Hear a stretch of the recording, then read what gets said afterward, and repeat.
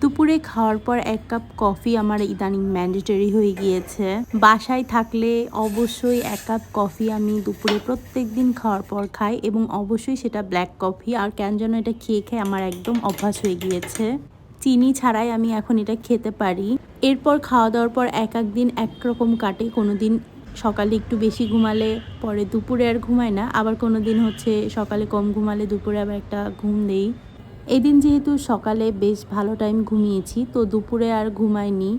সুন্দর একটা বাতাস হচ্ছিল, তাই দেখছিলাম। এরপর ভাবলাম একটু পেইন্ট করি, বাট করতে গিয়ে দেখি আমার হোয়াইট কালারটা একদম শেষ হয়ে গিয়েছে। পরে আর এটা করা হয়নি।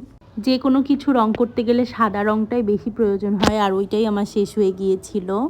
এরপর সন্ধ্যাবেলা একটু গিয়েছিলাম আমার বাসার পাশেই একটা মজার হালিম পাওয়া যায়, ওইখানে হালিম খেতে। ওইখানকার হালিম আর লুচিটা একদম বেস্ট, তো ওইটাই খেতে গিয়েছিলাম। সাথে আবার আমার হাজব্যান্ড খেয়েছিল স্যুপ, ওটা এত একটা মজা না। আর পরে বাসায় এসে খেয়েছিলাম চা।